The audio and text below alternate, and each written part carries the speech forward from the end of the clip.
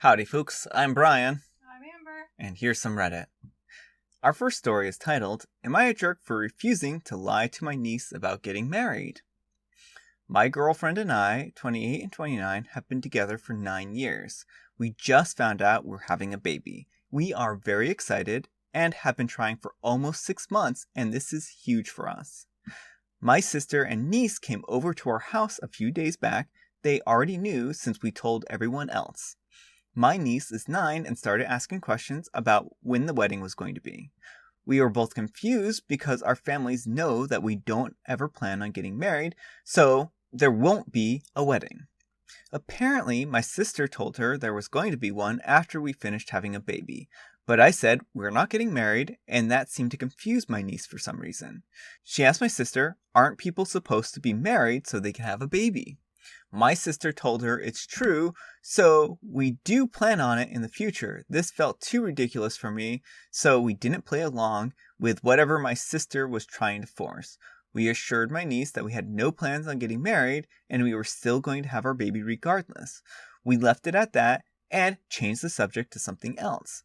My sister was beyond mad when we talked again. She knows we don't believe in getting married, but we still could have gone along with it since she doesn't want her daughter thinking it's okay to have kids out of wedlock.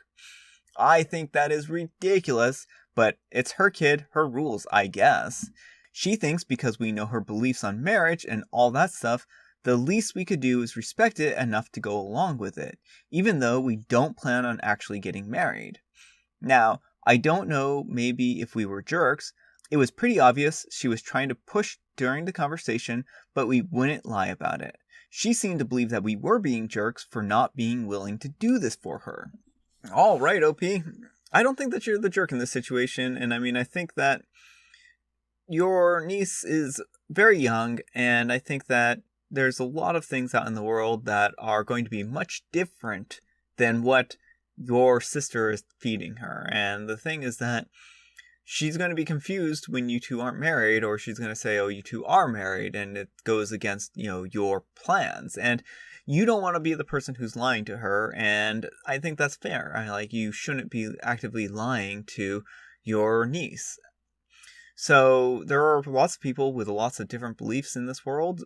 Some would argue that some beliefs are better than others, but I think that at the end of the day, as long as whatever someone is doing isn't actively harmful to someone else, there probably isn't a moral issue with that.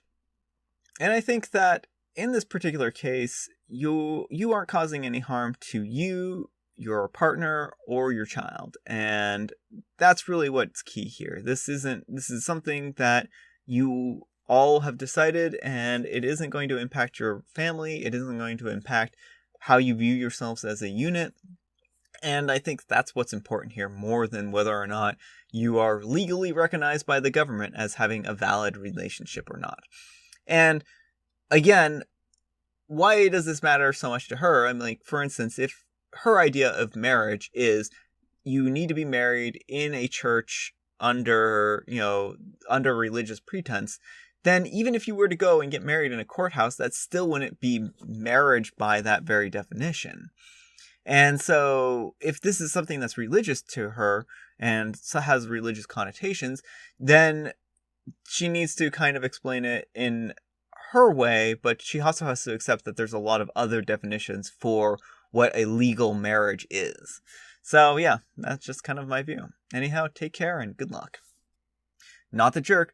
She wants you to respect her beliefs on marriage but won't respect yours. Your sister needs to teach her daughter that not everyone lives the same way as everyone else, and you should be able to accept those differences.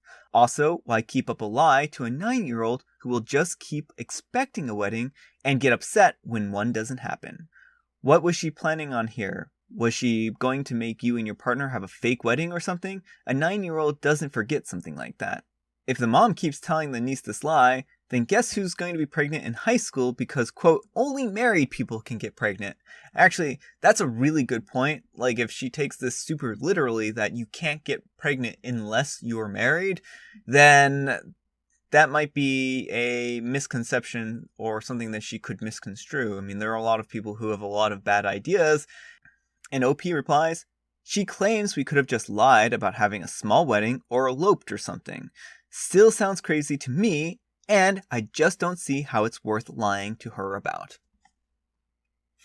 Alright, our next letter is titled, Am I a Jerk for Going Off on My Boss on My Last Day? So I made sure to secure new employment before the last day of my internship. On my last day, my boss was yelling at somebody over something small and pointless. So I walked over to him in front of everybody and yelled at him and went off on him about how immature and unprofessional he was for the way he talks to his coworkers and employees. Of course, since I have new employment, and I don't want this garbage place on my resume, so I had no qualms about doing this. I was fired on the spot and was told to leave, but whatever. Fortunately, during that time, I was also doing freelance work, so my resume for that span of time won't be empty.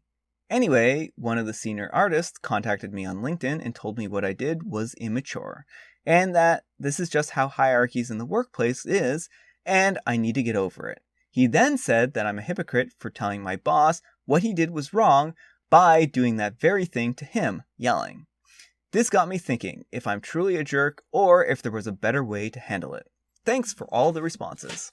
Alright, OP.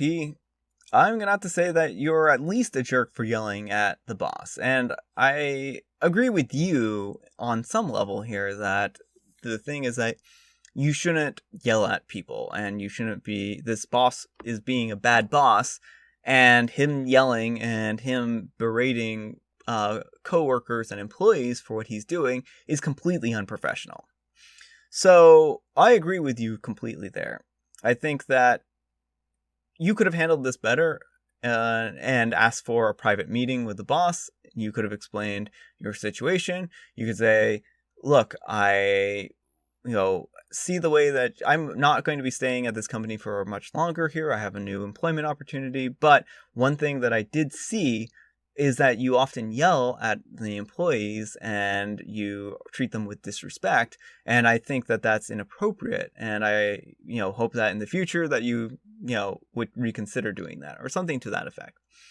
I think that if you were going to have a conversation like that, it should have been in private. And you could have also, stated in that part of the reason why I'm leaving here is because of the way you treat the other employees, which probably wouldn't have been too far to go. I mean, this, again, I'm saying is a private conversation and something that you would be able to have, I think, in a responsible kind of way. And you might still have gotten fired on the spot for a conversation like that. But I think, again, the point here is that generally the way things work is you praise in public and you punish in private. So a boss should never be punishing in public. You shouldn't be yelling, you shouldn't be punishing. So again, I don't think that you are wrong for being upset with the way the boss is treating their employees. And I think that also the the senior artist, just because this is the way things are, is very short-sighted. And just because this is the way things are doesn't necessarily mean that's the way it should be.